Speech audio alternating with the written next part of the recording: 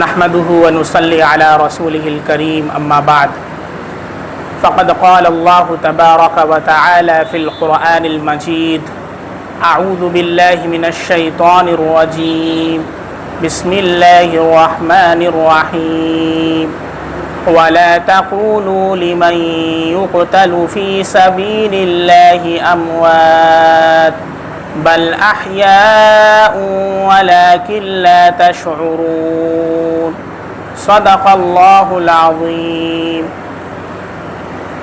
اسلامی سال کے پہلے مہینے کا آغاز ہو چکا ہے جس کا نام ہے محرم الحرام۔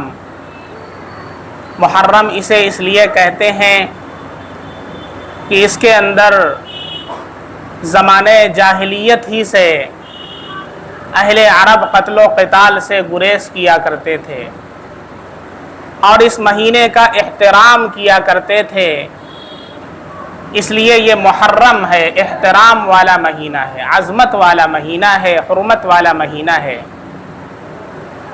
اس مہینے میں ہمیں کیا کرنا ہے؟ بہت ساری خرافات اور بدعات اور رسومات نے بھی جنم لے لیا ہے اور بہت سارے مسلمان ان خرافات اور بدعات میں شریک ہوتے ہیں اور گناہ کے مرتکب ہوتے ہیں۔ ماہ محرم الحرام کے اندر 4 کام ہمیں کرنے ہیں، مختصر طور پر سمجھ لیں۔ سب سے پہلی چیز، اس ماہ کے اندر ہمیں گناہوں سے اجتناب کرنا ہے۔ اس ماہ کے اندر کیوں کریں اور مہینوں میں کیوں نہ کریں؟ اس لیے کہ اس ماہ کی عظمت ہے، اس ماہ کی حرمت ہے۔ اگر اس ماہ کے اندر ہم گناہوں سے بچیں گے تو اللہ پورے سال بھی گناہوں سے بچا دے گا۔ جیسے جھوٹ بولنا حرام ہے لیکن مسجد میں جھوٹ بولنا اس کی حرمت اور بھی بڑھ جاتی ہے، مسجد میں چوری کرنا اس کی حرمت اور بھی بڑھ جاتی ہے۔ اسی طریقے سے ماہ محرم میں گناہ کرنا اس کی حرمت اور بڑھ جاتی ہے، اس کا گناہ اور بڑھ جاتا ہے۔ اس لیے سب سے پہلی چیز گناہوں سے اجتناب کرنا ہے۔ دوسرا کام، کثرت سے نیک اعمال کرنا ہے، کثرت سے نیکی کرنا ہے۔ اب نیکیوں میں سب سے اول نماز کی پابندی ہے، نماز کی کثرت ہے اور نوافل کا اہتمام ہے، صدقات و خیرات کا اہتمام ہے۔ اور تیسری چیز، اس ماہ محرم کے روزے ہیں۔ اللہ کے نبی کا ارشاد ہے، افضل الصیام بعد رمضان شہر اللہ المحرم۔ رمضان کے بعد سب سے افضل روزہ محرم کے مہینے کا روزہ ہے۔ اس پورے مہینے کا روزہ نفل آپ رکھیں، رمضان کے بعد سب سے زیادہ ثواب اور سب سے زیادہ فضیلت والا روزہ اس ماہ محرم کا روزہ ہے۔ اس لیے کثرت سے روزہ بھی رکھنے کی فکر کریں۔ اگر کسی کا روزہ چھوٹا ہو، رمضان کا روزہ چھوٹا ہو، خواتین میں اکثر ایسا ہوتا ہے ان کے روزے چھوٹے ہیں، تو آپ ان سے بھی کہہ دیں یہ ماہ محرم کے اندر اپنے روزوں کی قضا کر لیں۔ اور چوتھا کام کرنا ہے، یوم عاشوراء کا روزہ۔ یوم عاشوراء کا روزہ ایک تو ماہ محرم کا روزہ ہے، یعنی پورے مہینے میں کثرت سے روزہ رکھیں اور خاص طور پر عاشوراء کے دن روزے کا اہتمام بھی نبی کریم صلی اللہ علیہ وسلم سے ثابت ہے۔ چنانچہ نبی کریم صلی اللہ علیہ وسلم نے جب ہجرت فرمائی ہے تو وہ دیکھا کہ جو یہودی ہیں وہ اس دن روزہ رکھا کرتے ہیں۔ آپ نے پوچھا تم اس دن کیوں روزہ رکھتے ہو؟ انہوں نے کہا کہ اسی دن حضرت موسیٰ علیہ السلام کو اللہ نے فرعون سے نجات عطا فرمائی تھی، اسی خوشی میں ہم روزہ رکھتے ہیں۔ ہمارے نبی صلی اللہ علیہ وسلم نے فرمایا نحن احق باتباع موسیٰ منکم، ہم حضرت موسیٰ علیہ السلام کی اتباع کے تم سے زیادہ حقدار ہیں، کیونکہ میں بھی نبی ہوں، حضرت موسیٰ علیہ السلام بھی نبی تھے۔ اور آپ صلی اللہ علیہ وسلم نے اس دن روزہ رکھا اور صحابہ کرام نے بھی روزہ رکھا۔ پھر آپ نے کہا اگر میں اگلے سال زندہ رہا تو میں اس کے ساتھ ایک روزے کو اور ملا لوں گا، لیکن زندگی نے وفا نہ کی اور اگلا سال نہ مل سکا۔ اس لیے علماء لکھتے ہیں کہ 10 کے ساتھ ایک روزے کو شامل کر لے، چاہے 9 کو کر لے اور چاہے 11 کو کر لے، یہ افضل اور بہتر ہے، کیونکہ جو یہودی ہیں وہ اسی دن روزہ رکھتے تھے، تو اس لیے عبادت کے اندر بھی کسی یہودی سے مشابہت نہ ہو، اس وجہ سے منع کیا گیا ہے۔ بقیہ اگر کوئی صرف عاشورہ کے دن بھی روزہ رکھ لیتا ہے تو یہ بھی جائز ہے، لیکن اولا اور افضل یہ ہے کہ ایک روزے کا اضافہ کر لے۔ اور چوتھی چیز یہ ہے کہ اس دن اپنے اہل و عیال پر فراخی کرنا ہے۔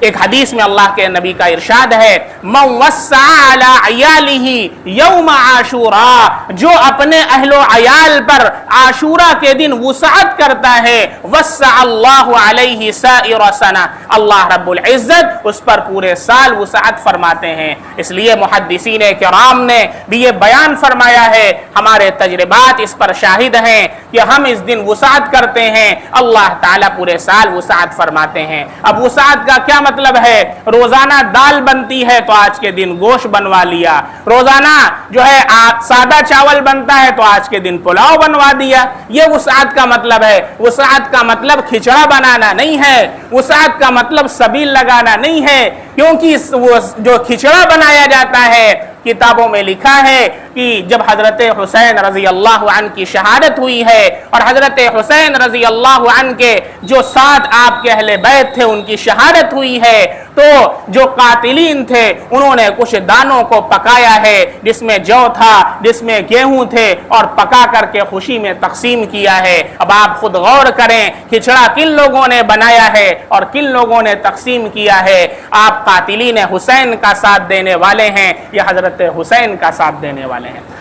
ایک چیز اور یہ سمجھ لیں، حضرت حسین رضی اللہ عنہ کی وجہ سے اس مہینے کی افضلیت اور اس مہینے کی حرمت نہیں ہے، اس مہینے کی فضیلت روز اول سے ہے۔ چنانچہ قرآن میں اللہ نے فرمایا ہے منہا اربعۃ حرم، اللہ نے جس دن سے اس کائنات کو پیدا فرمایا ہے اسی دن سے اللہ رب العزت نے 4 مہینے حرمت والے بنائے ہیں، ان میں سے ایک مہینہ محرم کا ہے۔ اس دن کی فضیلت روز اول سے ہے، چنانچہ اس دن کو حضرت حسین رضی اللہ عنہ کو اللہ تعالیٰ نے ان کے لیے فضیلت کا ذریعہ بنایا کہ حضرت حسین کی شہادت بھی اسی ماہ کے اندر ہوئی ہے، لیکن اس وجہ سے اس مہینے کی فضیلت نہیں ہے کہ حضرت حسین رضی اللہ عنہ کی شہادت ہوئی ہے۔ اور بہت سارے حضرات اس ماہ کو غم کا مہینہ سمجھتے ہیں، اس ماہ کو منحوس سمجھتے ہیں، اس ماہ کے اندر شادی بیاہ کرنے کو منحوس سمجھتے ہیں، اس ماہ کے اندر کوئی کاروبار شروع کرنے کو منحوس سمجھتے ہیں۔ اس لیے اچھی طرح سمجھ لیں اس ماہ کے اندر شادی کرنا منحوس نہیں ہے بلکہ برکت کا ذریعہ ہے۔ چنانچہ خود ہمارے نبی صلی اللہ علیہ وسلم کا جو پہلا نکاح ہوا ہے حضرت خدیجۃ الکبریٰ رضی اللہ عنہا سے، وہ ماہ محرم کے اندر ہوا ہے۔ اسی طریقے سے خود حضرت علی رضی اللہ عنہ کا نکاح حضرت فاطمہ زہرا رضی اللہ عنہا سے ماہ محرم کے اندر ہوا ہے۔ میں کہنا چاہتا ہوں جو لوگ اس مہینے کو حرام، شادی کرنے کو حرام سمجھتے ہیں، خود حضرت علی جو آپ کے امام اول ہیں انہوں نے اس ماہ کے اندر ان کا نکاح حضرت فاطمہ رضی اللہ عنہا سے ہوا ہے۔ اس لیے اس ماہ کو غم کا مہینہ سمجھنا، اس ماہ کو منحوس سمجھنا یہ مسلمانوں کا طریقہ نہیں ہے۔ اسی طریقے سے بعض حضرات کو دیکھا جاتا ہے کہ وہ کالے لباس پہنتے ہیں، عام طور پر کالے لباس پہن سکتے ہیں، لیکن ماہ محرم کے اندر چونکہ کالا لباس پہننا ایک مخصوص قوم کا شعار بن چکا ہے، اس لیے ماہ محرم میں کالا لباس پہننے سے گریز کرنا چاہیے، احتیاط کرنا چاہیے۔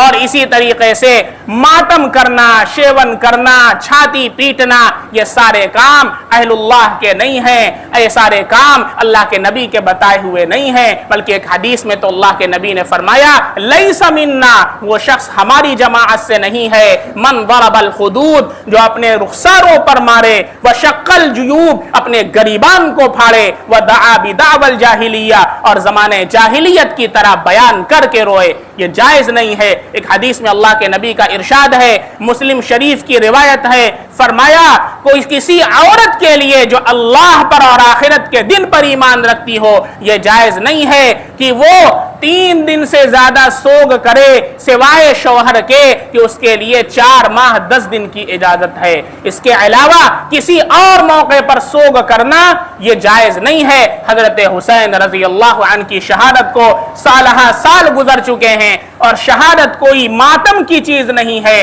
شہادت تو خوشی کی چیز ہے، شہادت تو ایسی سعادت ہے جس کی دعا صحابہ کرام کیا کرتے تھے۔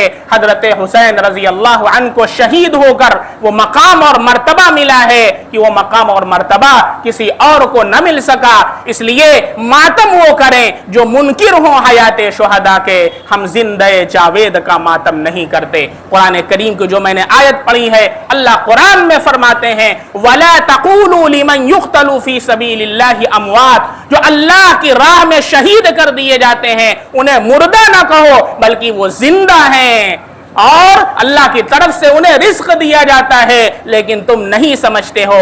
تو جو احمق ہیں وہ ماتم کرتے ہیں، جو سمجھدار ہیں وہ ماتم نہیں کرتے ہیں۔ اس لیے خرافات سے، بدعات سے اجتناب کرنا ہے۔ محرم کے اعمال آپ کو بتا دیے گئے، ان کے علاوہ تعزیہ نکالنا اور اس طرح کے ماتم کرنا اور جو بھی بدعات اور خرافات ہوتی ہیں ان کا شریعت سے اور دین سے کوئی تعلق نہیں ہے۔ اللہ رب العزت ہم سب کو بدعات اور خرافات سے محفوظ فرمائے اور ماہ محرم کے جو فضائل ہیں وہ ان سے ہم سب کو مالا مال فرمائے۔ آمین۔ وآخر دعوانا ان الحمد للہ رب العالمین۔